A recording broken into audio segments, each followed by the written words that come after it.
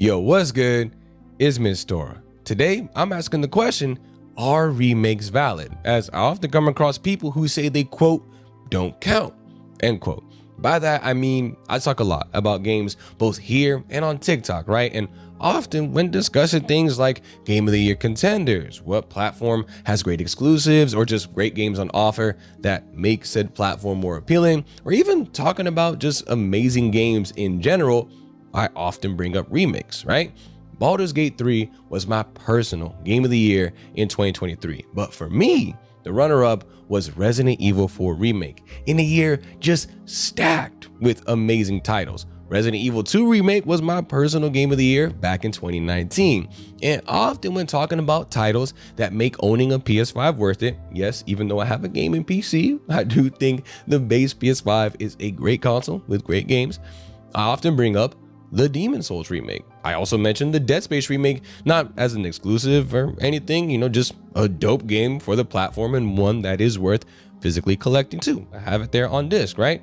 Some other really good remakes that I enjoyed, just to list a few, are Ratchet & Clank 2016, Tony Hawk Pro Skater 1+2, Final Fantasy VII Remake and Rebirth, Pokemon Soul Silver, Resident Evil 1 2002, and Crash Bandicoot Insane Trilogy. I just wanted to name a few to showcase just how many great remakes there are, but there's plenty more that I didn't name.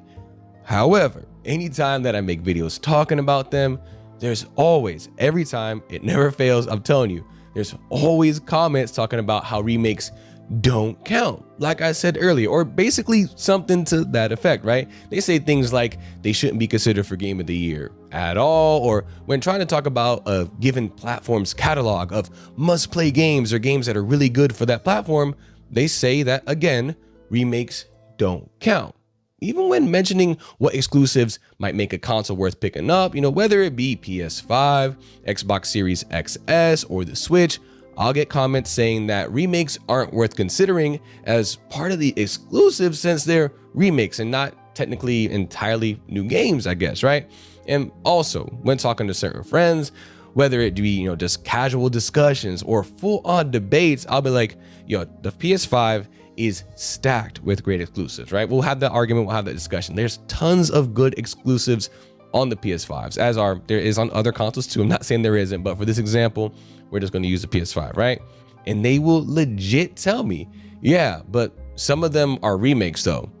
Now, what does that even mean? They're games that are exclusive to the platform. What other criteria is there? I understand what they might be trying to get at, like where they might be potentially going with that stance, but I don't find that it holds much weight or makes these games any lesser. I'll explain why I feel that way, but to be honest, in general, I've never understood this take. Now, I do want to clarify that I'm not talking about remasters. I'm talking full-on remakes. And I do find it annoying when a game gets a remaster and the original only came out a few years back. I'm looking at you, Last of Us Part 2 Remastered. That game had no business getting remastered as early as it did, right?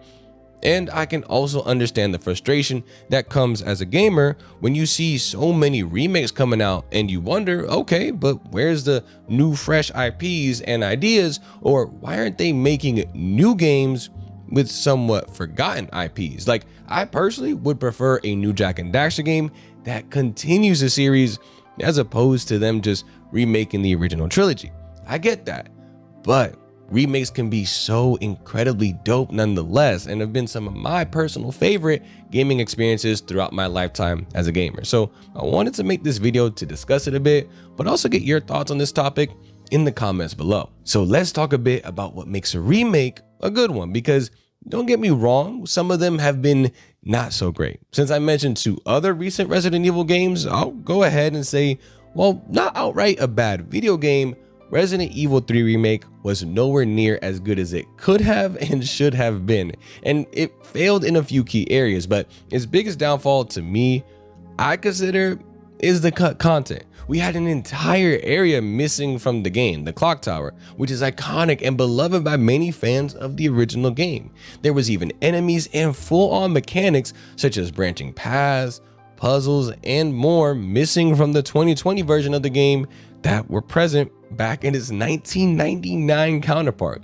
To me, A great remake includes dang near all of the content that the original had, save for maybe minor or unimportant things, as well as stuff that just hasn't aged well and improves upon them, breathing fresh life into the game that just wasn't possible at the time of release for the original one, either due to technology or some other kind of constraints, right? But a phenomenal remake, a phenomenal one, adds entirely new content and mechanics that feels just right and perfectly at home, almost as if it was a part of the original, but you just can't remember it. The new Resident Evil 4 remake and Dead Space remake games we got in 2023, I think are some of the best examples of this. And I honestly consider them the best versions of those games that you can play. I can say that about plenty of the remakes that I've played in recent years. Both of those titles had entirely new areas, weapons, mechanics, and enemies. Even if not entirely new, all of those categories had aspects to them that were changed from their originals, but feel so much better than how they used to be. Or again, right at home, as if they'd been there the entire time. Like the new turret section from Dead Space or Ashley gameplay segment from RE4 in the 2023 versions far outclass the originals.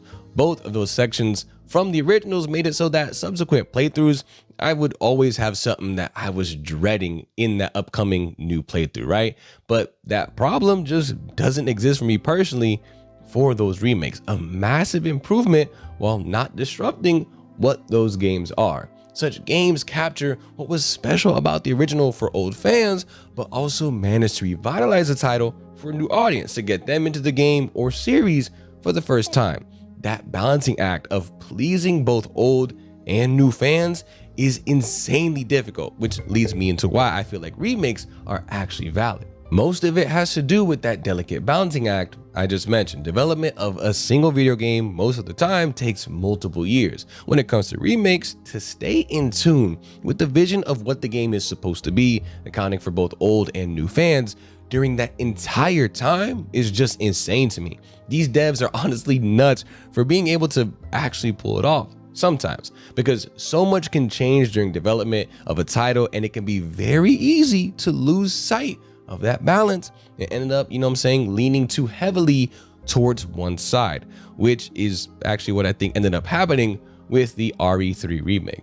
They went too hard after new fans, in my opinion. My main reason for suspecting as such is the inclusion of the Resistance game mode. It was an asymmetric multiplayer mode of 4 survivor players against one, I think it was called like the Mastermind or something like that, and it was included with the game, and it wasn't bad, it wasn't anything special, nothing worth using precious developmental resources towards, instead of just taking those resources and using them to ensure that this new version of Resident Evil 3 had some of the missing content. Or at least, they could have revived the fan favorite Outbreak as the multiplayer mode instead of creating something new with Resistance. Again, that's what I mean by losing that kind of balance, right? That remakes strive to achieve. It's an aspect that I feel detractors lose sight of when saying things like remakes don't count, or just saying, oh, it's just a remake, as it isn't as simple as splashing a shiny new coat of paint onto some existing code. That's a remaster.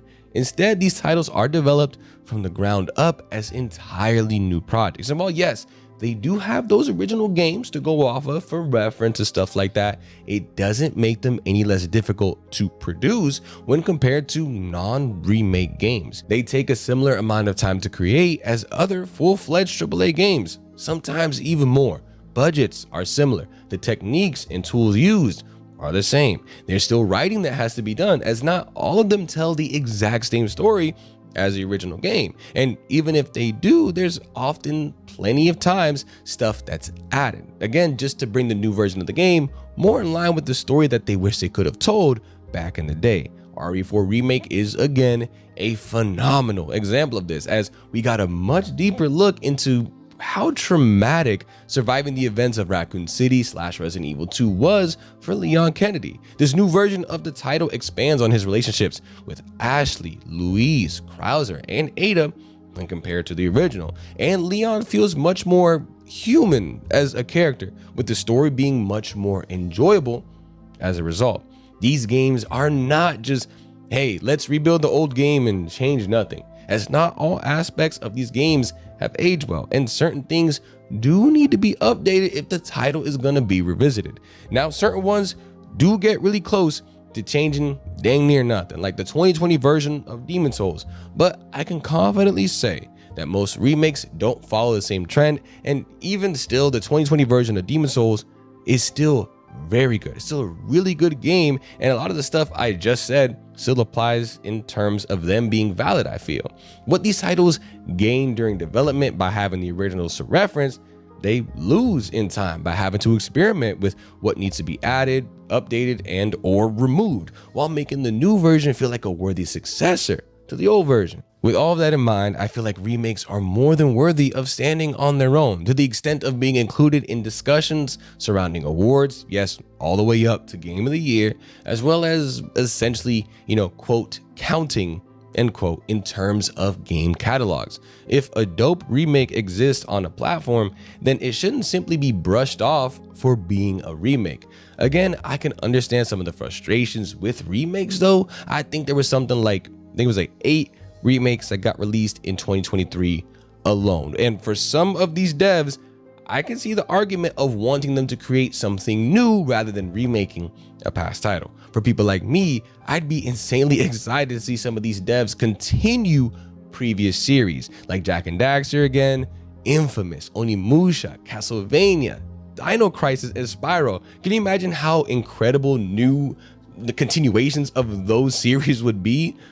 But when remakes do come out for series that haven't had a game for some time, I do kind of see it as a dev or publisher gauging interest and doing like a pulse check essentially to see if it's worth creating an entirely new entry and continuing on. There's rumors that after that, I think it was a Spyro remaster, remake, I don't remember. There's rumors that we are getting a new Spyro game. Those are just rumors though, but hell, for me, some of my first experiences with games was their remake version. I played Tony Hawk Pro Skater 1 when I was a kid, but I never played Pro Skater 2. So getting to experience it for the first time with the release of the remake was pretty cool. I enjoyed myself.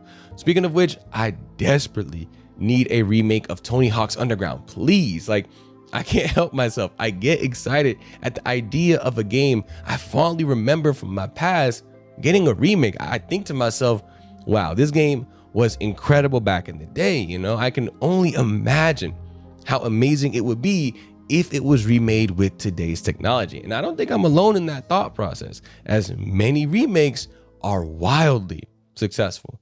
But I've given my points on why I think remakes are valid. So tell me, do you agree? Do remakes count as part of a given platform's catalog as recommendations or must plays? Do you think they do or don't deserve to be nominated for awards like Game of the Year, as was the case for the Resident Evil 4 remake? Be sure to let me know your thoughts below, as well as explanations for why you do or don't believe so. As always, I appreciate y'all for watching. I'll catch you in the next one. Be easy.